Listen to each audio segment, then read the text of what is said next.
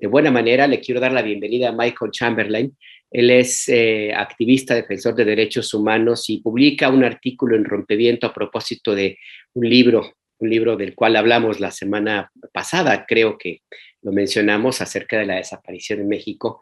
Vale la pena que le eche una mirada a estos dos documentos. Pero mientras tanto, Michael, ¿cómo estás? Buenos días, bienvenido a Momentum. ¿Qué tal, Alberto? Buenos días. Un gusto estar acá. Igualmente, igualmente. Cuéntanos un poco de qué va este libro que editas y que haces referencia en un artículo que publicas en Rompeviento TV, y donde me llama la atención un planteamiento que haces, la necesidad de mirar la crisis humanitaria que implica la desaparición de personas desde un ángulo distinto, de otra mirada integral.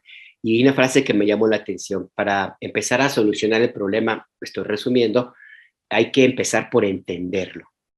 ¿Por qué? ¿Qué es? ¿No se ha entendido realmente la dimensión de esta crisis humanitaria que vivimos en México, Michael? Bueno, no, me parece que no. Hay una frase que quisiera rescatar yo de las mamás que repiten cada 10 de mayo.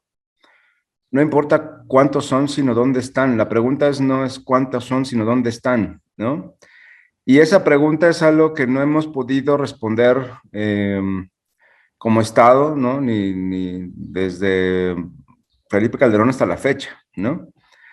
Seguimos pensando que los casos son fortuitos y aislados, graves, como el caso de los 43, evidentemente, pero aislados, ¿no? Nos preocupamos mucho ahora por estar desenterrando los cuerpos, y acompañando a las víctimas, pero sigue el debate acerca de poder también hacer ¿cómo le llaman? En los médicos legistas le llaman no solamente si está muerto, sino cuál fue la causa de muerte, ¿no? Porque eso abriría carpetas de investigación y abriría a tratar de entender quiénes son los responsables, ¿no? Ese es un debate que hay ahorita en el mecanismo extraordinario de identificación forense. Si nada más vamos a identificarlo, también vamos a decir qué pasó, ¿no? Entonces, no estamos comprendiendo el fenómeno. Primero, no estamos viendo que es un fenómeno, más allá de los casos. No lo estamos comprendiendo, y al no comprenderlo, no podemos atenderlo en la magnitud que necesita o en las dimensiones que necesita, y sobre todo no podemos detenerlo. Y un gran problema que para todos, incluso para quienes buscan a sus desaparecidos, es que mientras no se detenga la desaparición de personas en México, va a ser mucho más complicado identificar, buscar al resto, ¿no? Entonces estamos como en una situación en donde hay, por un lado, una especie de administración a víctimas. Ya lo decía yo en algún artículo que escribí a propósito de la CEAB, y también aquí me entrevistaron acerca de eso hace ya varios meses. Estamos atendiendo como las consecuencias, pero no estamos atendiendo el fondo del asunto, ¿no? Entonces, yo lo asemejo a esta imagen de alguien que está podando un árbol, ¿no? Está solamente cortando las partes malas, pero finalmente el árbol de la criminalidad y de la violencia sigue floreciendo, ¿no? Entonces, la propuesta de este libro justamente es pues hablar del fenómeno, de todas las afectaciones que esto tiene desde diversos ángulos, porque sí hay un ángulo que es jurídico, hay un ángulo que es más sociológico, que tiene que ver con las víctimas y la sociedad misma, hay un ángulo antropológico, que es algo que a mí me gustaría después poder abordar con más detenimiento. No dio chance ya en este libro de abordarlo, eh, para poder mirar estas aristas, ¿no? Y atenderlas. Las desapariciones no solamente afectan a las víctimas directas, nos afectan a todos y modifican la manera en que convivimos y nos comportamos unos con otros. Y hemos perdido, evidentemente, la paz, y hemos perdido la tranquilidad, vivimos con el temor, todos, porque ese es el propósito de las desapariciones, generar terror en la sociedad, ¿no? Entonces, esa es la propuesta del libro. Digo, si quieres hago una pequeña reseña de de cada uno de Sí, los sí, autores, claro, Michael. Nada más ¿no? déjame, porque no dije, no mencioné el nombre del libro. Se llama Desapariciones en México, análisis sociojurídico del fenómeno en curso.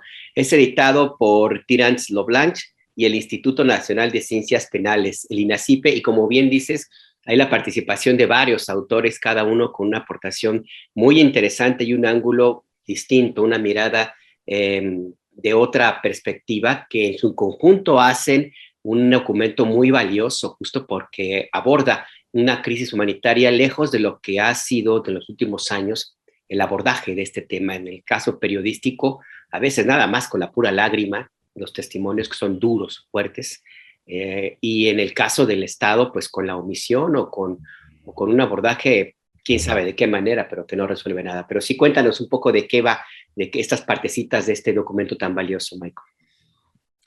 Mira, bueno, sí son diversos textos de personas que desde su eh, conocimiento o experiencia abordan la problemática, ¿no? Hay un primer artículo, comienzo con ese artículo que es de José Antonio Guevara y Lucía Chávez. José Antonio y Lucía, ambos, bueno, son miembros de la Comisión Mexicana de Defensa y Promoción de los Derechos Humanos.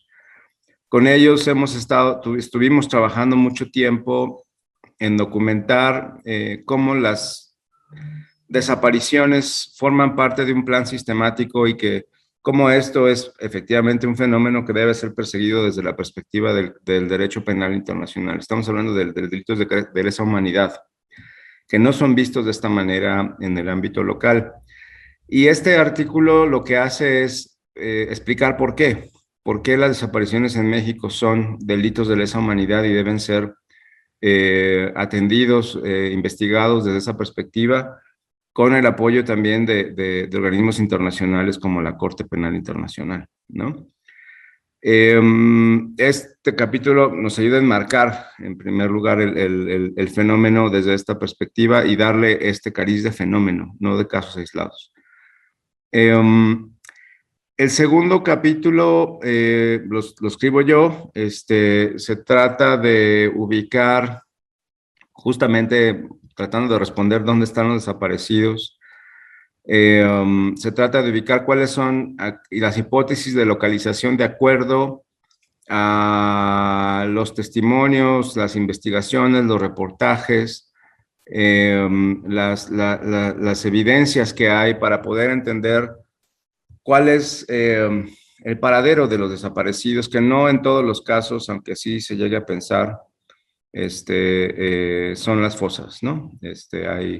Incluso hay desaparecidos que aparecen en manos de las autoridades, como en los CEMEFOS y en las fosas comunes. Hay personas desaparecidas que aparecen efectivamente en fosas clandestinas, en lugares ilegales de inhumación. Hay personas que ahora ya se reconoce un poco más término de lugares de exterminio, campos de exterminio, porque no son propiamente fosas, y también eso nos da una idea del modus operandi de los responsables y nos debe o nos debería dar razones de por qué llegaron ahí, cómo llegaron ahí. Los muertos también hablan y eso no lo estamos recuperando. Pero no solo, también tenemos testimonios de gente desaparecida, los menos, tengo que decir, pero que ahí están y que son importantes de recoger, que aparecen con vida, ¿no? Muchos de ellos, evidentemente, en espacios de trata, y pongo algunos ejemplos,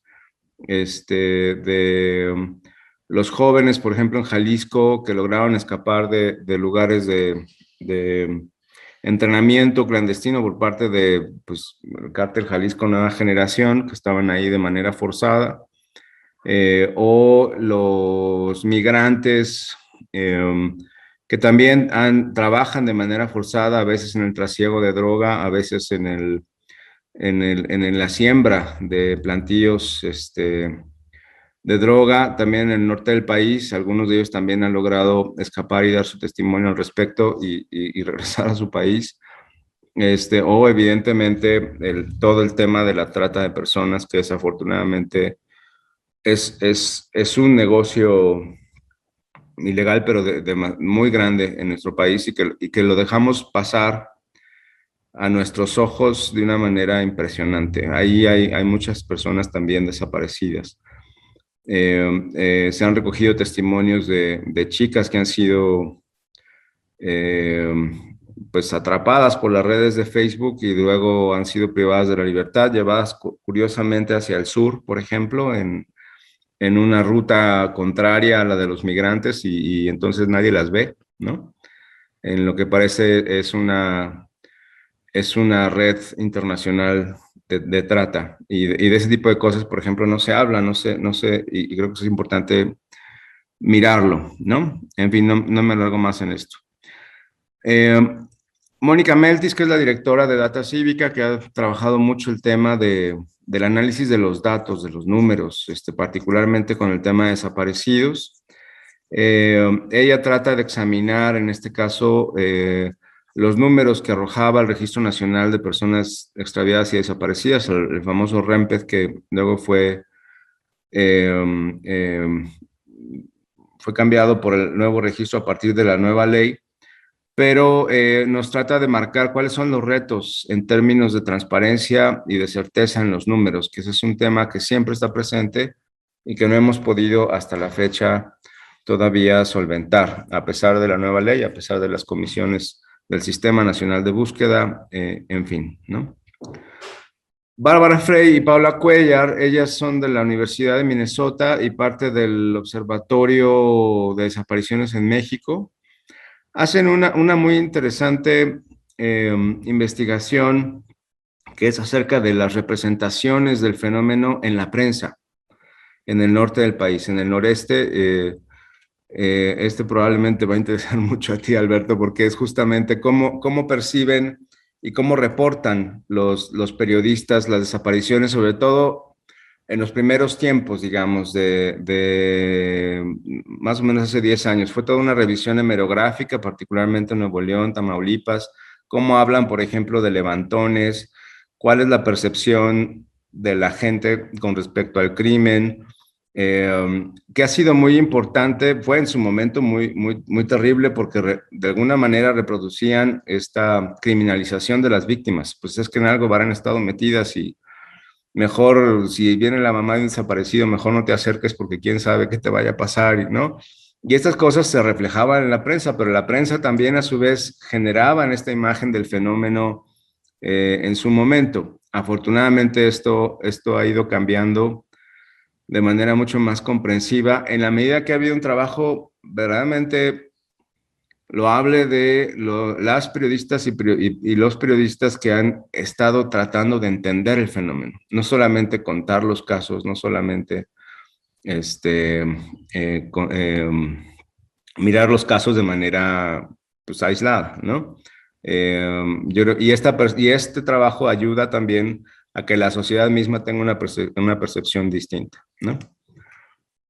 Santiago Corcuera, bueno, pues él fue presidente del Comité de Desapariciones de la ONU, aunque era mexicano y no podía ver directamente el caso mexicano. Sí nos cuenta en este capítulo, bueno, cuáles son los deberes del Estado desde la perspectiva del derecho internacional, de los derechos humanos, cuáles son, cómo la desaparición forzada y esto es muy importante, es un fenómeno que viola diversos derechos y a veces esto no es visto en su amplitud. Todos los derechos que son violados, trastocados, tienen que ser atendidos de la misma manera, de manera integral y amplia. Y esto muchas veces no es visto así. También señala la importancia de la protección, él llama la protección del derecho a la presunción de vida.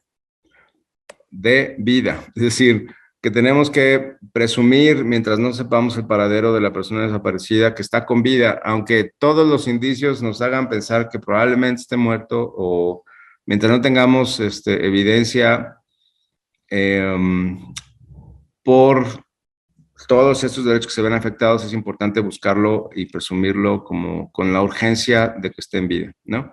Y algo muy importante, que es la personalidad jurídica de la persona desaparecida, que es lo que llevó después a la creación de una ley adicional, que es la declaración de ausencia por desaparición, ¿no? La declaración especial de ausencia por desaparición. Recordemos que hasta hace muy poco, para poder reclamar el patrimonio de la persona desaparecida, había que hacer un juicio de presunción de muerte. Eso era un proceso muy doloroso para las familias, por un lado, y por otro lado, era un proceso que llevaba a la autoridad a dejar de buscar, lo cual complicaba mucho. Y este reconocimiento de la personalidad jurídica y de la persona desaparecida lleva a este otro modo, digamos, en donde no se tiene que reconocer que la persona o presumir que la persona está muerta, de tal manera que la familia, por ejemplo, los hijos, puedan acceder a la cuenta del banco que está a nombre del papá que desapareció, o no pierdan la casa que está hipotecada, este tipo de cosas, ¿no? Angélica de la Peña, ella fue senadora, presidenta de la Comisión de Derechos Humanos del Senado y promotora de la ley de desaparición forzada de manera muy importante. Ella generó un proceso que es de reconocer, de participación de los colectivos, de los que querían participar en el proceso de construcción de la ley en una lógica de parlamento abierto. Ella nos hace una reseña de cómo fue este proceso de participación, y bueno, yo creo que es un proceso que es importante, más allá del tema recoger, incluso para otro tipo de ejercicios en la creación de ley. Creo que es importante reconocer estos esfuerzos y ver la historia de la construcción de la ley con sus claroscuros, que quizá hoy vemos con más, bueno, en fin, hoy vemos las limitaciones más claramente de la ley, y a lo mejor valdría la pena pensar qué cosas habría que ajustar, ¿no?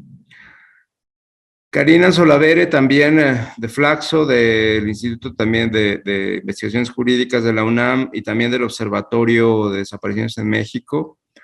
Ella hace un análisis de los alcances de las sentencias judiciales, no solamente a nivel federal. Ya habíamos comentado cómo hay muy pocas sentencias en materia de desaparición forzada, solamente hay 34, 35, frente a 92,000 personas desaparecidas, lo cual habla muy mal del sistema de justicia, y es justamente lo que ella quiere ver, cómo opera y cuáles son las limitaciones y dónde están las limitaciones del sistema judicial para atender el problema del fenómeno de las desapariciones en México, más allá de la casuística, ¿no?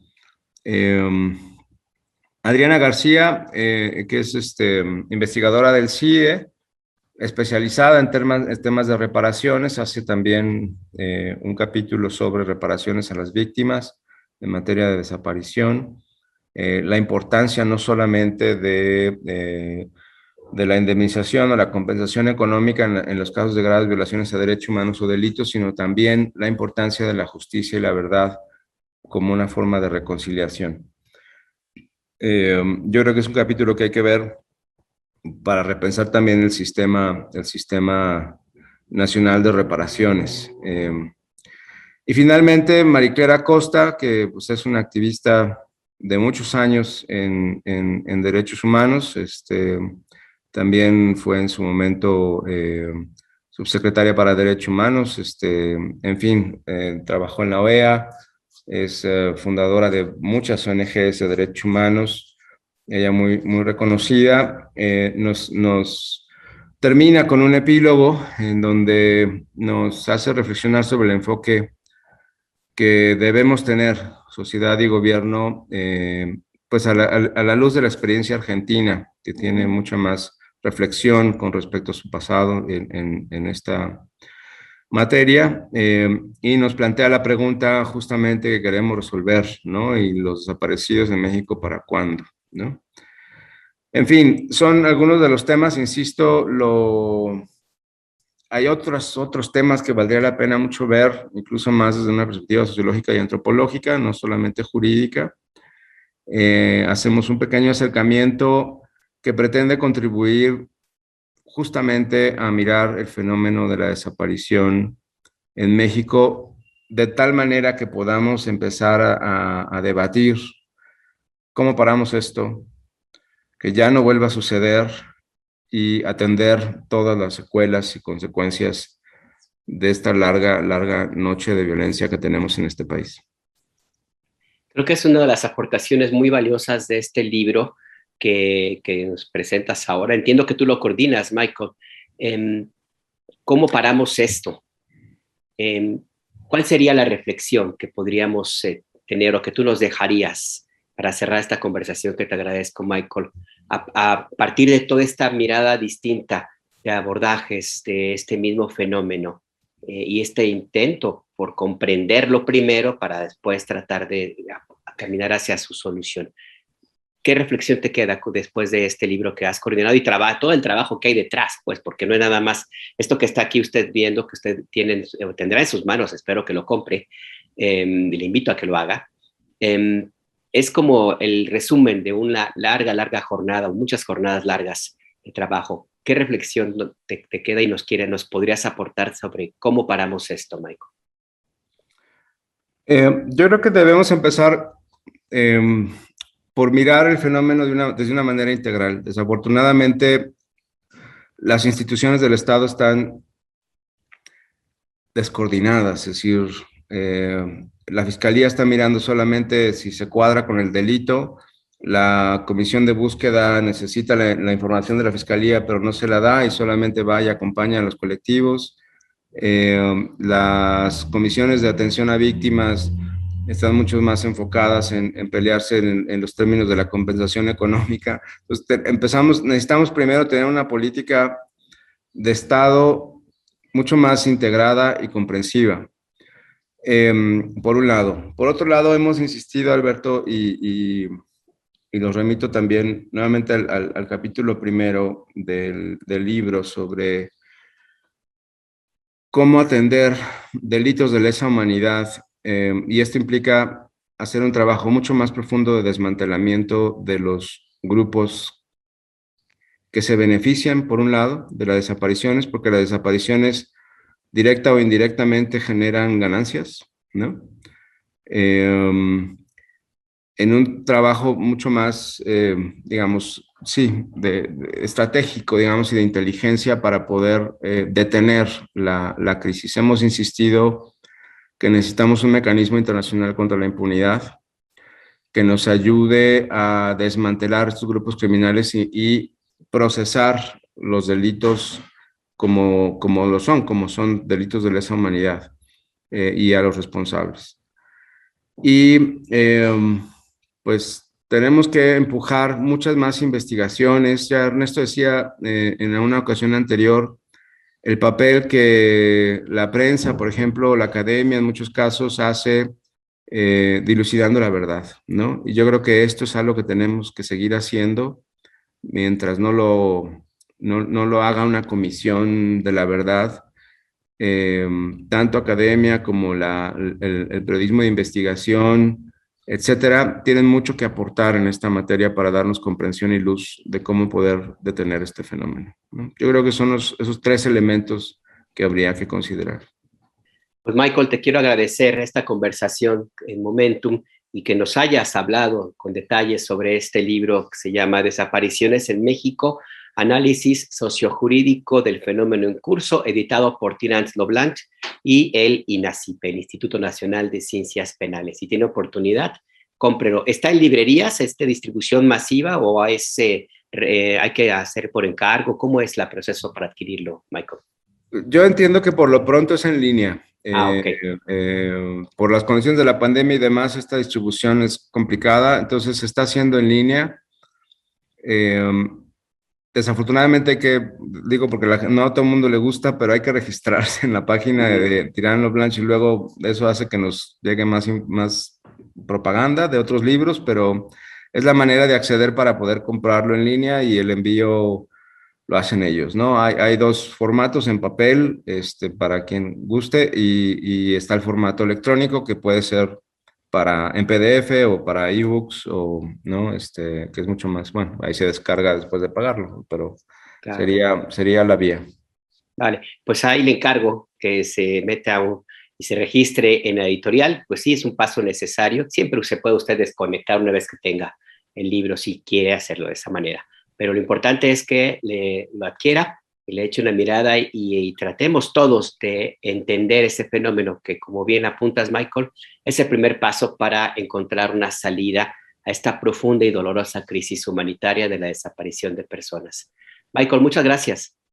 Gracias, Alberto, y ojalá podamos discutir los temas en detalle más adelante. Sería interesante con el público, ¿no? Sobre todo conocer sus opiniones y sus puntos de vista. Pero Vale, me reservo el tema de los medios. Ya sabes que ahí yo le Ok, entro. Dale, pues. Gracias, Michael. gracias, hasta luego. Hasta luego.